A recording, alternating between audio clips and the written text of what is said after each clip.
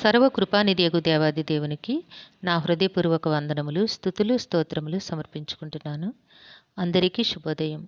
ఈ దినాన మహోన్నతుడైన దేవాది దేవుడు నీ కొరకు సిద్ధపరిచిన వాక్కు.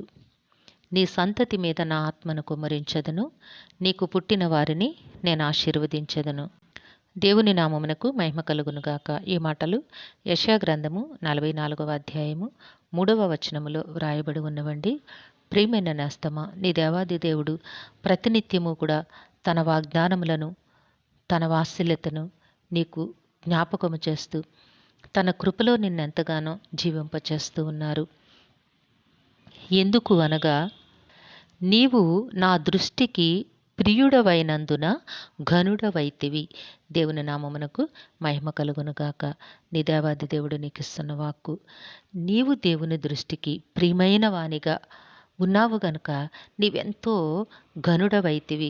దేవుని దృష్టికి ప్రియమైన వానిగా ఉండాలి అంటే నీవేమి చేయాలి? చేయాల్సిన సంగతి ఏమిటి అంటే, నీ మార్గములు దేవునికి అప్పగించుకొని దేవుడు నీకిచ్చిన ఆ ప్రణాళిక చొప్పున ఆ సన్మార్గములో నీవు జీవించగలిగినట్లయితే నీ బ్రతుకు ఎంతో ఘనతకు కారణముగా ఉంటుంది. నిన్ను దేవుడు అనేక ఆశీర్వాదములపైన నిన్ను ఆసీనునిగా దేవాది దేవుడు చేస్తారు. నీవు ఎంత దేవునికి ఇష్టనిగా జీవించగలుగుతావో నీ బ్రతుకులో నీవు అంతటి ఉన్నతమైన ఆశీర్వాదములను సొంతము చేసుకోగలుగుతావు. నీ దేవుడు నీకు ఇస్తున్న వాక్యం ఏమిటి అనగా, నీ సంతతి మీద నా ఆత్మను కుమ్మరించెదను, నీకు పుట్టిన వారిని నేను ఆశీర్వదించెదను. నీవు ఎంత ప్రయాసపడినా నీ జీవితము బాగుండాలి, నీ పిల్లల బ్రతుకులు బాగుండాలి, ఇదేగా కోరుకుంటావు. సో దేవాది దేవుడు నీవు అడుగక మునిపే నీ అక్కరలు ఎరిగిన దేవుడు, నీ హృదయ లోతులలో చూచుచున్న దేవుడై ఉన్నారు గనుక నీ పిల్లలను ఆశీర్వదిస్తాను అని వాగ్దానం చేస్తూ ఉన్నారు. అంటే నీ పిల్లలను ఆశీర్వదిస్తాను అంటే నిన్ను భిక్షమెత్తుకోమని కాదుగా, నీకిచ్చిన ఆశీర్వాదమును నీ పిల్ల తరముల వరకు కూడా నేను ఆశీర్వాదకరముగానే చేస్తాను అని నీ దేవాది దేవుడు నీకు ప్రకటన చేస్తూ ఉన్నారు. అదేగా దావీదు గారితో చెప్పారు, నీ పిల్ల తరముల వరకు నేను ఆశీర్వదిస్తాను అని చెప్పిన దేవుడు నీ దేవుడై ఉన్నారు. దేవుడు ప్రేమ కలిగిన దేవుడై ఉన్నారు. కాబట్టి నేస్తమా, ప్రతి సంగతి యందు కూడా నిన్ను నీవు దేవునికి అప్పగించుకొని దేవుడు నీకు బోధించిన ఆ మంచి మార్గముల యందు నీవు జీవించు. నీకు తన కృపను అనుగ్రహిస్తారు. నీ పిల్లలకు కూడా దేవుడు ఉన్నతమైన జీవితములను అనుగ్రహిస్తారు. ఇహమందు ఆశీర్వాదముతో పాటు పర సంబంధమైన నిత్య జీవమును కూడా దేవాది దేవుడు నీకు అనుగ్రహిస్తాను అని నీకు వాగ్దానం చేస్తూ ఉన్నారు.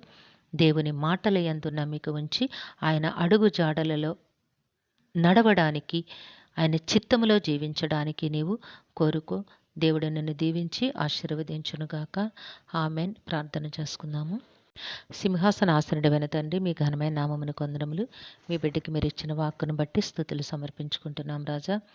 ఏ బిడ్డకైతే ఈ వాక్కును వినిపించున్నారో బిడ్డ జీవితంలోను కుటుంబంలోనూ కూడా మీ మెండైన ఆశీర్వాదములు అనుగ్రహించి మీ కృపలో జీవింపచేయండి తండ్రి.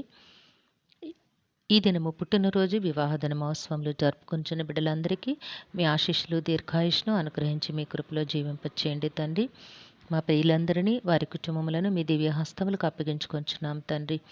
అందరికీ నీ కావలసిన ఆయురారోగ్యము, పరిపూర్ణమైన రక్షణ, దీర్ఘాయుష్యు, నెమ్మదిని ప్రసాదించి మీ శాంతి సమాధానంతో జీవింపచేయండి నాయన.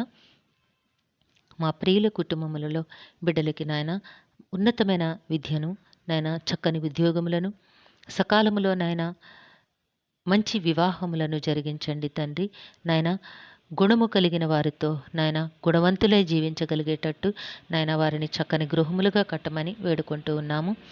కృపగలిగిన మా రక్షక నాయన, మా ప్రియులందరూ చేస్తున్న ఉద్యోగ విధులలో, నాయన వారి చేస్తున్న వ్యాపారములలో, పనిపాట్లలో తోడుగా ఉండి వారి కష్టమునకు నాయన చక్కని ఫలములు దయచేసి మీ ఆశీర్వాదములతో నింపి నెమ్మది గలవారై జీవించినట్లుగా కృప చూపించమని సమస్తమును మీ దివ్యహస్తములకు అప్పగించుకుంటూ ఈ ప్రార్థన మా రక్షకుడును మీ ప్రియకుమారుడైన యేసుక్రీస్తు వారి అతి శ్రేష్టమైన నామమున అడిగి వేడుకొనుచున్నాము తండ్రి.